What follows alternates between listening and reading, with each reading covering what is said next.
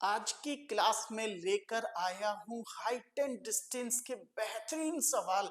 Main serial में आने वाले सवाल आप लोगों को मिल जाएंगे। हाइट एंड डिस्टेंस का पार्ट नंबर 1 में केस नंबर 1 जहां मैं आपको ट्रिक्स के साथ समझा चुका हूं, आज फिर से केस नंबर 2 भी ट्रिक के साथ ही समझेंगे मेरे भाई।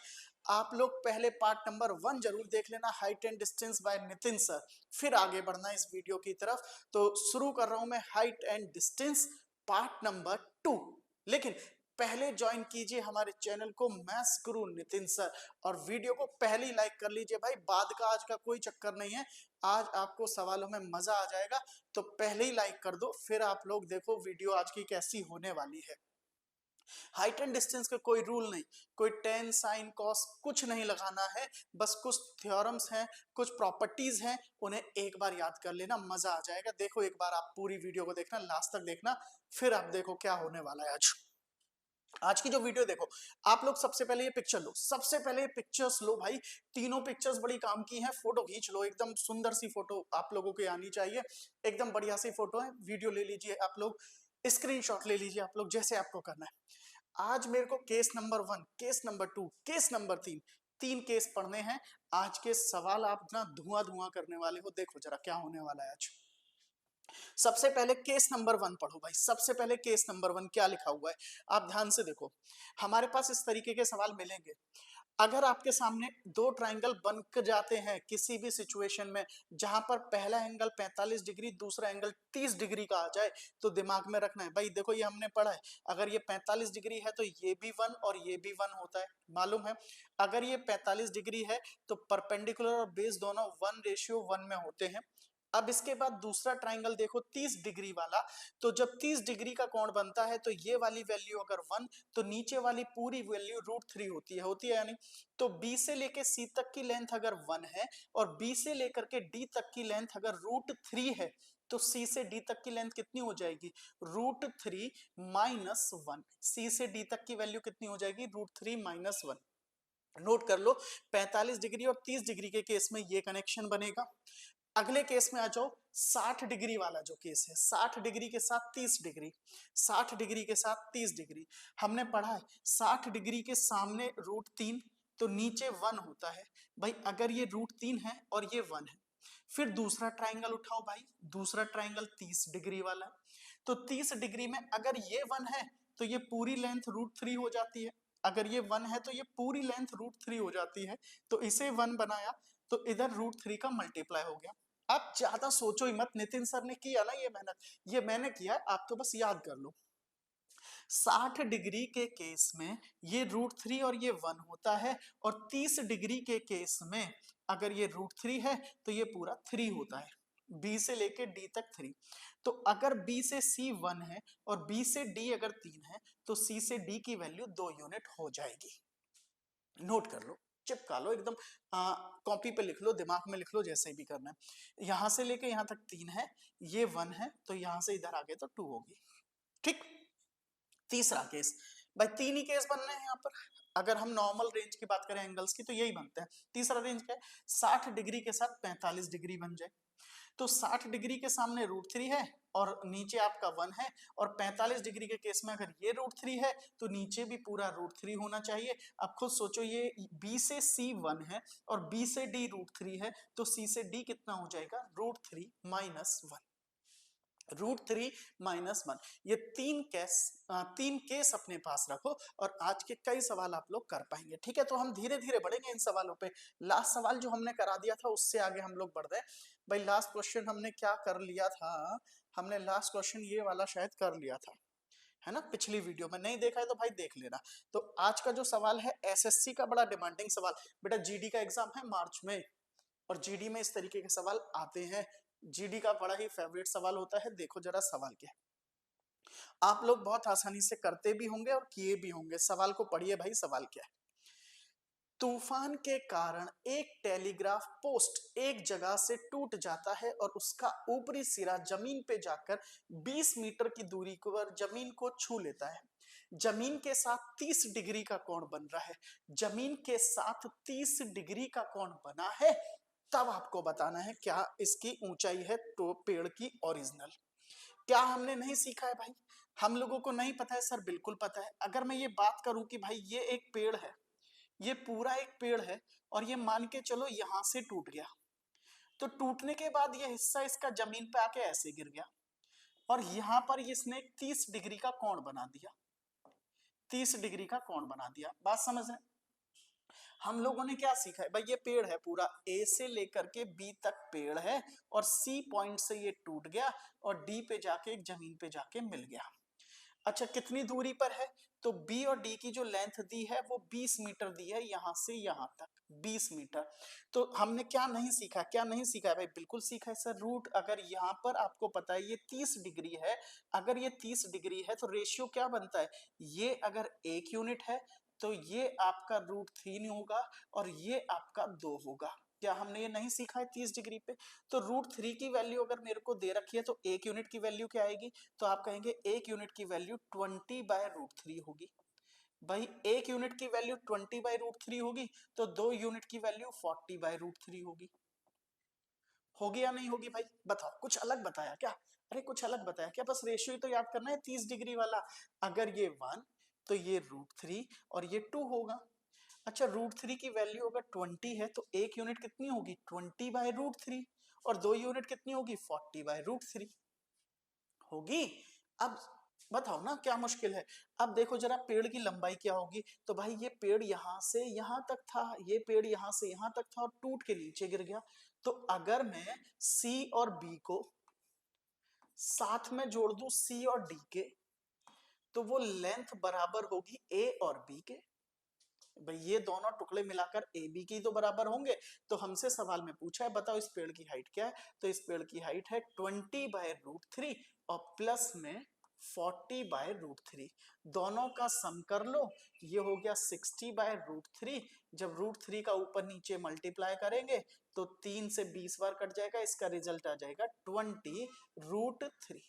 20√3। बाकी √3 की वैल्यू रखना चाहो 1.7, तो 34-35 मीटर, 34-35 मीटर के आसपास इसका आंसर आएगा। उड़ा दो भाई, खत्म कर दो ऐसे सवालों को, बस रेशियो याद कर लो, बस रेशियो याद कर लो, ठीक है? तो पेड़ की लंबाई हमें मिल गई है 20√3। बस सवाल खत्म। अगला सवाल, बहुत सुंदर सवाल, मजा आना है आज के, तो सारे पैसे वापस जितने आप मुझे दोगे, ठीक है? सारे पैसे वापस कर देंगे। अगला सवाल देखेंगे, सवाल क्या लिखा हुआ है? The angle of elevation of an aeroplane from a point on the ground is 60 degree after 15 seconds the flight, the elevation changes to the 30 degree. हाँ, 60 डिग्री से 30 डिग्री। बेटा अभी पिक्चर बनवाया है, अभी पिक्चर बनवाया है, देखते हैं उससे कुछ मदद मिलेगी या नहीं मिलेगी, 60 डिग्री और 30 डिग्री वाली। आगे क्या लिखा हुआ है? If the aeroplane is flying at the height of 1200√3 metre, find the speed of the aeroplane in kilometre per hour. Kilometre per hour वो निकालना है आपको, ठीक है? पढ़ लिया सवाल? ट्राई करो, एक बार निकालो जरा आप सवाल को। आपको बताना है स्पीड ऑफ द एरोप्लेन, क्या इसका आंसर निकल के आएगा? बहुत जल्दी से ये पिक्चर बन जाएगी, बाकी समझाने में ही टाइम लगता है, जो लगता है सॉल्यूशन में बिल्कुल टाइम नहीं लगेगा इस सवाल के अंदर। कर दीजिए। The angle of elevation of an aeroplane from a point on the ground is 60 degree, ठीक है? और जब वो प्लेन आगे की तरफ गया, 15 सेकेंड फ्लाइट करने के बाद एलिवेशन चेंज हो गया, ठीक है साहब? बनाए, क्वेश्चन को करें, कैसे होगा? बिल्कुल करते हैं भाई। मान के चलिए ये एरोप्लेन उड़ रहा है यहाँ पे, ये एरोप्लेन उड़ रहा है यहाँ पे, ठीक है? ये एरोप्लेन है, और कितनी हाइट पे उड़ रहा है? कितनी हाइट पे उड़ रहा है वो हमें दिया गया है, 1200√3। 1200√3 एंगल ऑफ एलिवेशन, भाई कुछ दूरी पे हम मान लेते हैं, यहां से देखा, ठीक है? अब यहां से देखा तो एंगल ऑफ एलिवेशन कितना बन रहा है यहाँ पे? भाई यहाँ पे एंगल ऑफ एलिवेशन कितना बन रहा है? आपको बोला गया सर 60 डिग्री। कितना बन रहा है? 60 डिग्री। प्लेन जब आगे की तरफ बढ़ा, प्लेन जब आगे की तरफ बढ़ा, कितने सेकंड तक? 15 सेकंड तक। कितने सेकंड तक? 15 सेकंड तक। ये मान लो 15 सेकंड में वो यहां पर आ गया, 15 सेकंड्स, 15 सेकंड्स में वो यहां पर आ गया। तो अब जो एंगल ऑफ एलिवेशन बना है भाई, अब कितना बना है, अब बना है वो 30 डिग्री। अब कितना बना है, 30 डिग्री। आ रही है सबके बात समझ में? प्लेन इधर की तरफ जाके 15 सेकंड बाद जो एंगल यहाँ पे, प्लेन जब यहाँ था तो 60 डिग्री था, और प्लेन जब यहाँ पर है तो 30 डिग्री है। अच्छा ये 1200 रूट 3 है, तो वैल्यू तो ये भी कितनी होगी भाई, 1200 रूट 3 होगी या नहीं होगी? बोलो यस सर होगी। ठीक है, अब अगला केस क्या बना सकते हैं भाई, अगला केस क्या बना सकते हैं? आप पहले इस ट्राइंगल को देखो, ट्राइंगल ए बी और सी। पहले इस ट्राइंगल को देखो, ट्राइंगल ए बी और सी। अगर एबीसी में देखें तो ये 60 डिग्री बनता है, और 60 डिग्री की वैल्यू अगर हमें पता है कि भाई अगर ये रूट 3 है तो ये वैल्यू 1 होगी और ये वैल्यू 2 होगी, हमने सीखा है ये चीज। तो अगर रूट 3 की वैल्यू इतनी है तो हम ये कह सकते हैं कि रूट 3 से जब इसे डिवाइड कर दें तो बी सी की जो वैल्यू आएगी वो 1200 मीटर आएगी। बी से लेकर के सी तक की जो लेंथ आएगी वो कितनी आएगी, 1200 मीटर। बोलो समझ में आई ये बात? हाँ भाई, समझ में आई ये बात? ठीक है, अब अगली चीज सुनो, यहां से लेके यहां तक 1200 है। अब दूसरा ट्राइंगल लो, यहां पर हमने एक ट्राइंगल ले लिया, मान लीजिए डी है और ये ई है। अब देखो ई बी और डी, ट्राइंगल ई बी और डी कितने डिग्री का बन रहा है, 30 डिग्री का। अब 30 डिग्री का एंगल बन रहा है और ये 1200 रूट 3 है। तो ये अगर 1 की वैल्यू है भाई, अगर ये 1 है तो ये पूरी लेंथ मेरी रूट 3 हो जाएगी। 1 की वैल्यू अगर 1200 है तो बी से लेके डी तक की जो लेंथ आएगी वो कितनी आएगी, 1200 रूट 3 इंटू रूट 3, यानी कि ये टोटल लेंथ कितनी आ जाएगी भाई, 3600। अब क्वेश्चन में आप ध्यान से देखो, बी से लेकर के डी तक की जो लेंथ है वो तो आ रही है आपकी 3600, और बी से लेके सी तक की जो लेंथ है वो आ रही है आपकी 1200। अगर इसमें से ये टर्म घटा दूं तो सी से ले तक करके डी तक की जो लेंथ आएगी वो आएगी 2400 मीटर। आएगी या नहीं आएगी? बोलो यस सर आएगी। इतना समझ गए? अब 2400 मीटर आया है यहां से लेके यहां तक, तो 15 सेकंड में ये डिस्टेंस कवर की गई है। कितने सेकंड में, 15 सेकंड में। तो आपको स्पीड ऑफ द प्लेन बतानी है कितनी होगी, तो 2400 बटे 15 काटेंगे 160 मीटर पर सेकंड मल्टीप्लाई 18 बटे 5, चेंज करेंगे रिजल्ट आ जाएगा किलोमीटर पर आवर में, किलोमीटर पर आवर। बस ये इसका सॉल्यूशन हो गया भाई। सवाल समझ में आ गया? हमने पहले इस वाले ट्राइंगल से, इस वाले ट्राइंगल से 60 डिग्री लगाकर बी से सी तक की लेंथ निकाली, फिर ई बी और डी वाले ट्राइंगल से फिर से यहां पर हमने 30 डिग्री लगाकर बी से लेकर के डी तक की लेंथ निकाली।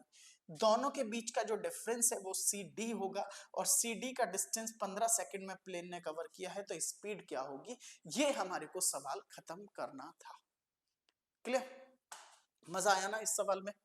ऐसे ऐसे सवाल मिलने वाले हैं भाई, ऐसे ही ऐसे सवाल मिलने वाले हैं। अगला सवाल, बहुत सुंदर सवाल आज का करेंगे, बड़ी आसानी से सॉल्व होगा। रेशियो कॉन्सेप्ट भी लगेगा हाइट एंड डिस्टेंस के साथ साथ। सवाल को करके दिखाएंगे क्या इसका आंसर आता है, बहुत बढ़िया तरीके से।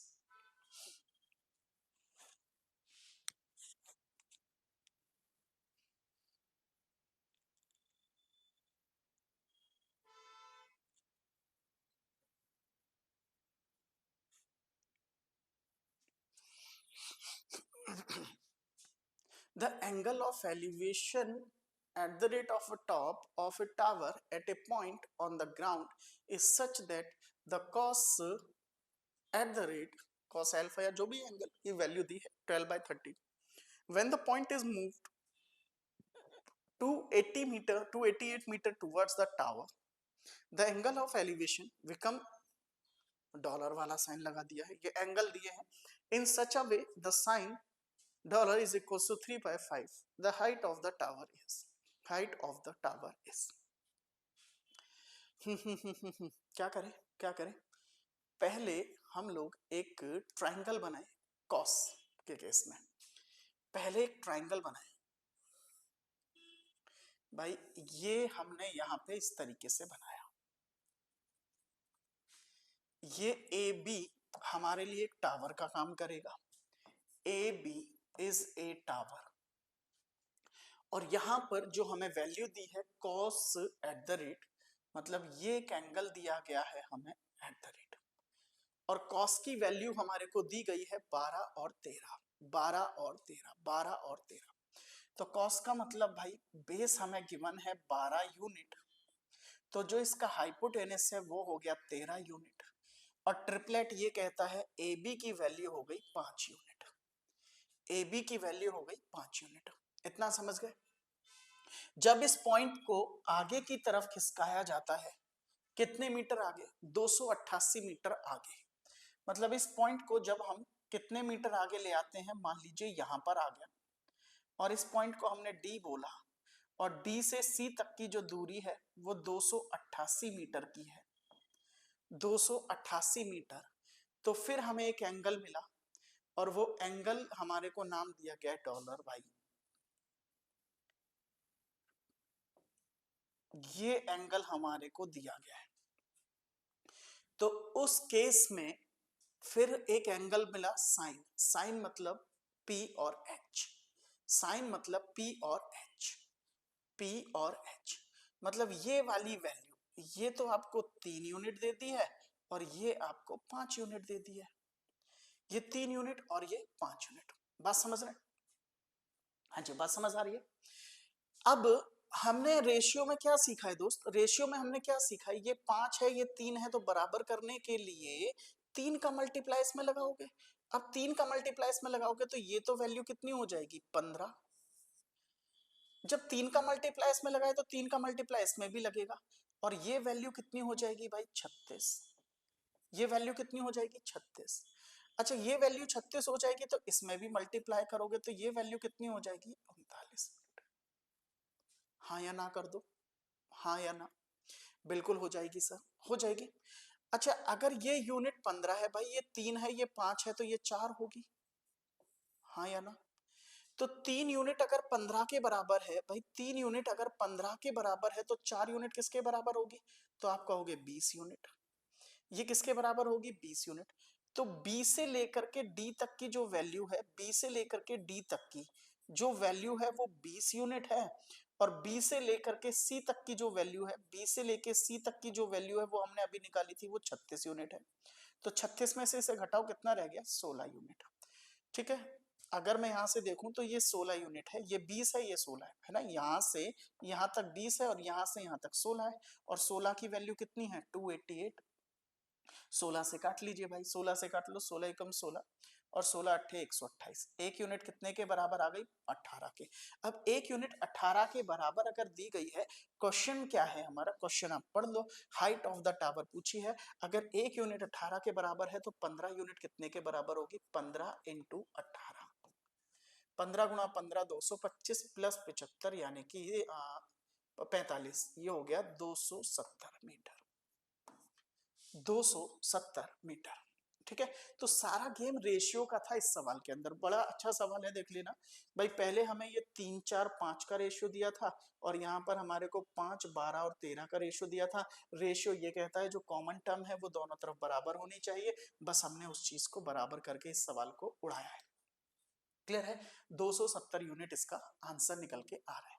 क्लियर? नोट करके रखेंगे, अगले सवाल की तरफ बढ़ेंगे। बढ़िया सा सवाल, बहुत बढ़िया सवाल। एक एक सवाल भाई चुनिंदा सवाल है, सिलेक्टेड है, मजेदार सवाल है, बड़ी अच्छी लैंग्वेज के साथ सवाल पूछे गए हैं। आप देखो इस सवाल को फिर से कैसे हम लोग बना सकते हैं।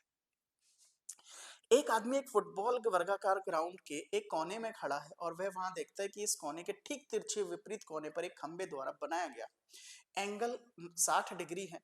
जब वह उसी सीधी रेखा पर कोने से 80 मीटर पीछे हटता है तो अब कोण जो बनता है वो 30 डिग्री मिलता है। मैदान का क्षेत्रफल बताना है कितना होगा? Area of the square field. भाई इमेजिनेशन क्रिएट करो, अपनी शक्तियां जगाओ।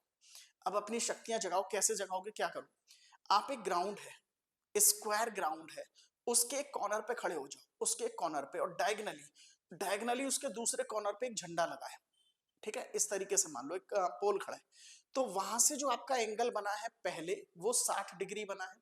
वो कितने डिग्री बना है? 60 डिग्री। फिर मैं उसी डायगोनल पे जब पीछे गया कितने मीटर पीछे गया? दिया गया है 80 मीटर। तो वो एंगल बना है आपका 30 डिग्री। वो एंगल कितना बना है आपका? 30 डिग्री। हाँ, इतना ही दे रखा है 30 डिग्री।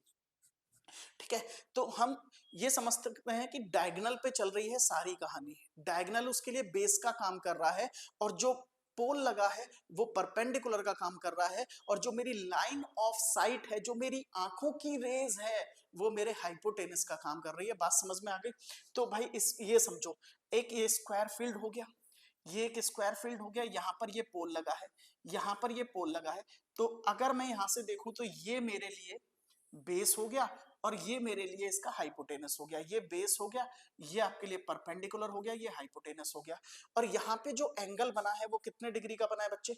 वो 60 डिग्री का बना है। वो कितने डिग्री का बना है? 60 डिग्री का। बात ध्यान रखना। जब मैं इस पे और आगे डायगोनली गया तो मेरा फिर से एक एंगल बना है यहाँ पर, और ये कितने डिग्री का बना है? 30 डिग्री का बना है। क्वेश्चन समझ में आ रहा है? क्वेश्चन समझ में आ रहा है क्या है ना? इमेजिन करना, 3D इमेज में लेके जाना है इसे। ये मेरे लिए बेस है, ये परपेंडिकुलर है, ये हाइपोटेनस है। जब इस पे मैं कितने मीटर पीछे गया? 80 मीटर। यहां से यहां तक की जो वैल्यू दे रखी है वो कितनी दे रखी है? 80 मीटर। और ये एंगल कितने डिग्री का दे रखा है? 60 डिग्री। ये कितने का दे रखा है? 60 डिग्री। आ रही है बात समझ में? अच्छा, अब यहाँ पे ना मैं ट्राइंगल का यूज कर लूं, जो हमने अभी सीखा था। जो हमने अभी सीखा था वो क्या सीखा था भाई? बिना मेहनत के, बहुत ज्यादा इसमें आपको तिगड़मबाजी लगाने की जरूरत नहीं है। हमने बहुत अच्छी चीज सीखी थी बच्चे, और वो मैं आपको सिखाना चाहूँ तो यहाँ फिर दिखा सकता हूँ। ध्यान रखो, अंदर 60 डिग्री है, बाहर 30 डिग्री है। हमने अभी सीखा था 60 डिग्री और 30 डिग्री के केस में क्या करना है। देखो ये रहा 60 डिग्री और 30 डिग्री। तो अगर बाहर वाली वैल्यू 2 यूनिट है तो अंदर वाली वैल्यू 1 यूनिट होगी। फिर से सुनो, अगर बाहर वाली वैल्यू 2 यूनिट है तो अंदर वाली वैल्यू 1 यूनिट होगी। बस इस चीज को अगर आपने दिमाग में रखा है ना, तो ये सवाल भाई सेकंड्स का है। अब आ जाओ इस सवाल पे। ठीक है, इस सवाल पे आ जाओ। तो अगर ये बाहर 2 यूनिट है, यहां से यहां तक 2 यूनिट है, ये 80 है, तो यहां से यहां तक की जो वैल्यू होगी, ये वाली वैल्यू कितनी होगी? बेस की 40 होगी। अगर ये 80 है तो ये कितनी होगी? 40 होगी। हमने सीखा अभी।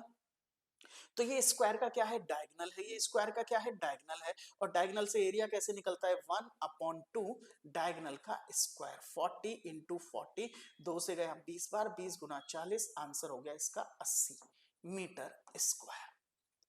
80 मीटर स्क्वायर है। बिल्कुल बेहतरीन चीज, मजेदार। अदरवाइज तो भाई फिर आपको देखो पूरा कैलकुलेशन लगाना पड़ेगा। एक ट्राइंगल आपको ये लेना पड़ेगा, और एक ट्राइंगल आपको ये लेना पड़ेगा, फिर ये सारी चीजें चलेंगी। उस चीज को दिमाग से निकालो। सवाल का सॉल्यूशन देखो, इससे बेहतरीन सॉल्यूशन इस धरा पे अभी तो किसी ने नहीं कराया है। आगे अगर कोई कराएगा तो हम भी करेंगे। ठीक है, फिलहाल ये सबसे बेस्ट है, तरीका है, इससे बढ़िया कुछ नहीं मिलेगा। अगला सवाल, बहुत सुंदर सवाल। हाइट एंड डिस्टेंस का पार्ट नंबर 1 बच्चे जरूर देखो। पार्ट नंबर 1 से बहुत सारी चीजें पहले समझो, फिर उसके बाद पार्ट नंबर 2 उड़ाओ, धुआं धुआं कर दो, धुआं धुआं कर दो। देखो सवाल कितना अच्छा है भाई। सवाल देख रहे हो कितना सुंदर सवाल है? कार वाला सवाल, स्पीड वाला सवाल। एक आदमी टावर के ऊपर से एक कार को अपनी तरफ असामान्य स्पीड से आते हुए देखता है। अगर कार का एंगल ऑफ डिप्रेशन 30 डिग्री से 60 डिग्री बदलने में 36 मिनट लगते हैं, तो वह टावर से नीचे तक कितनी देर में पहुंचेगा? टावर के नीचे तक कितनी देर में पहुंचेगा? भाई घड़ी लगा लेना। जब मैं इस सवाल को कराऊंगा ना, आपने पढ़ने में ज्यादा टाइम लिया होगा, मेरे सॉल्व करने में उससे कम समय लगेगा। सॉल्व करने में उससे कम समय लगेगा। और वो बच्चा तो अब तक इस सवाल को कर चुका होगा जो पिछला सवाल अभी करके बैठा है, क्योंकि यहाँ दो एंगल है, 60 डिग्री वाले और 30 डिग्री वाले। भाई 60 डिग्री वाले और 30 डिग्री वाले दो एंगल दिए गए हैं। ठीक है, सवाल को पढ़ते हैं। सवाल क्या है? एक आदमी टावर के से ऊपर एक कार को अपनी तरफ असामान्य स्पीड से आते हुए देखता है। अगर कार को एंगल ऑफ डिप्रेशन 30 डिग्री से 60 डिग्री बदलने में 36 मिनट लगते हैं, मतलब अगर ये व्यक्ति यहाँ पे खड़ा है, ये व्यक्ति यहाँ पे खड़ा है, ठीक है, कार यहां से इधर की तरफ आ रही है, तो इसने जो पहला एंगल देखा जो पहला एंगल देखा वो कितने डिग्री का था, 60 डिग्री का, ठीक है। और फिर जब कार यहां से यहां तक आई कितनी देर में, 36 मिनट में मान लो। और यहां से यहां का जो एंगल देखा इसने कितने देर में, यहाँ कितना एंगल देखा, 30 डिग्री का। देखा या नहीं? बस ये सवाल है, यहां से यहां तक आने में इसे 36 मिनट लगे हैं, तो सवाल यह है यहां से यहां तक जाने में इसे कितनी देर लगेगी, टावर के नीचे तक आने में कितनी देर लगेगी। भाई सवाल उड़ जाएगा। देखो अभी क्या करना है, हमने अभी सीखा है भाई, अगर ये 60 डिग्री है, ये 30 डिग्री है, तो बाहर वाली वैल्यू 2 यूनिट होती है। अगर 2 यूनिट 36 है तो ये 1 यूनिट होता है, और 1 यूनिट यहाँ कितना हो जाएगा, 18। अगर इसे यहां से यहां तक आने में भाई 36 मिनट लगे हैं, तो इसे यहां से यहां तक आने में सिर्फ 18 मिनट लगेंगे। इससे ज्यादा सॉल्यूशन आसान कुछ हो ही नहीं सकता है। समझ में आया? यहां से यहां तक 36 मिनट लगे तो यहां से यहां तक 18 मिनट लगेंगे। इस क्वेश्चन का आंसर सिर्फ 18 मिनट होगा। टावर तक आने में कितनी देर लगेगी, 18 मिनट। भाई कोई लेंथ नहीं निकालना, कोई कैलकुलेशन नहीं करना, कोई टेन नहीं लगाना, कोई साइन नहीं लगाना, कुछ करना ही नहीं है। बस 60 और 30 डिग्री याद रखो कि ये 2 यूनिट, ये 1 यूनिट होता है, ये 2 यूनिट, ये 1 यूनिट होता है। बस ये याद कर लो। ये √3 यूनिट होता है, ये याद कर लो। ठीक है, बहुत सारी चीजें हम लोग आपको बता चुके हैं। बस सवाल अब यूं ही उड़ते जा रहे हैं। अगला सवाल बहुत सुंदर सवाल है, ठीक है। एसएससी ने पूछा है या किसी और एग्जाम में पूछा है, ये तो मेरे को एकदम आइडिया नहीं, पर मुझे सवाल अच्छा लगा तो मैंने अपने पास ये सवाल रखा, और इस सवाल को जो मैं कराऊंगा आपको मजा आ जाएगा। ये सवाल जरूर आपको लगेगा कि हाँ थोड़ा सा मुश्किल है, हाँ मतलब भाई हाथ पैर कांप रहे हैं, बच्चे के हाथ पैर कांप रहे हैं सवाल को देख के। सर सवाल कैसे होगा, 4-4 पेज बिगाड़ दे रहा है, 4-4 पेज। अरे देखना 4 मिनट में खत्म हो जाएगा सवाल। सवाल पढ़ो पहले तुम, फिर देखो तुम कैसे करोगे इस सवाल को। सवाल देखो ना तुम, फिर बताना कि मुश्किल था या आसान था। On the top of a hemisphere dome of radius √2 + 1 there stand a log of height h।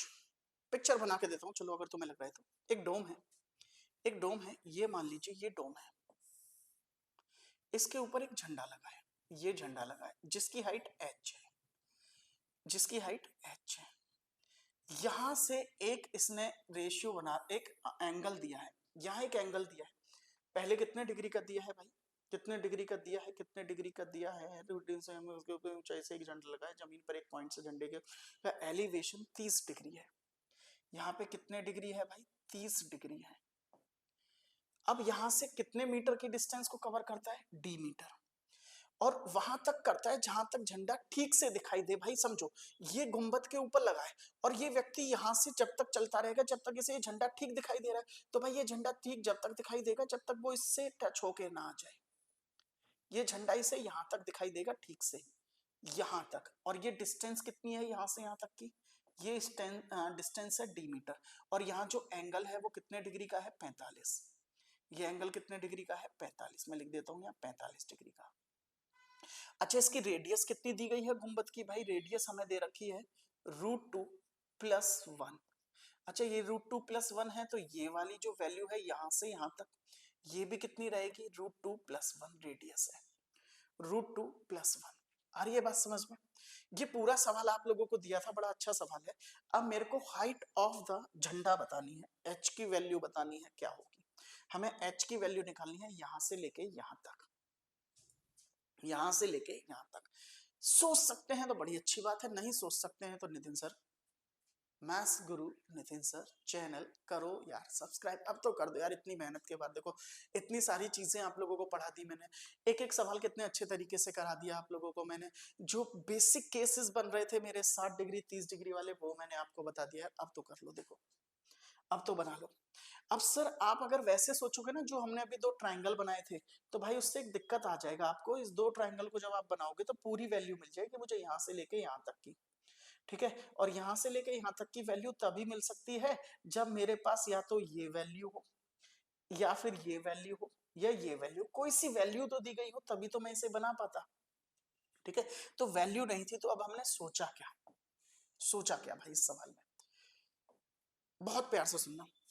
अगर मैं सर्कल के सेंटर से एक टेंजेंट पे लाइन खींच दूं, तो सबको पता है ये 90 डिग्री की होती है। ये कितने डिग्री की बनती है, 90 डिग्री।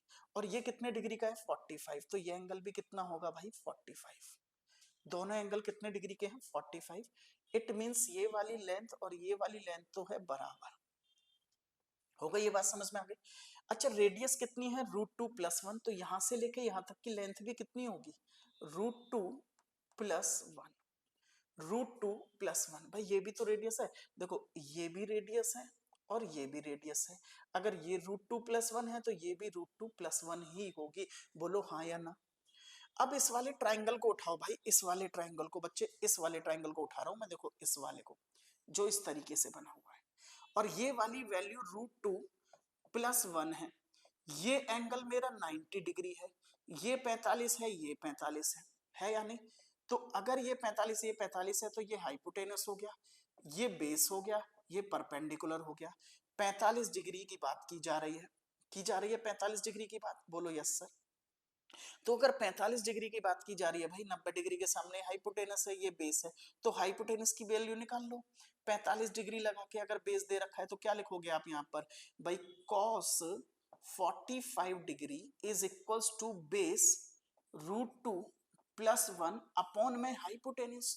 अब यहाँ इसकी वैल्यू कितनी होती है, 1/√2, 1/√2। अब √2 जब ऊपर जाके मल्टीप्लाई हो जाएगा तो h की वैल्यू निकल के आएगी, कहां से कहां तक, यहां से यहां तक, मतलब कहां से कहां तक, इस पॉइंट से इस पॉइंट तक, ये वैल्यू निकल के आ जाएगी।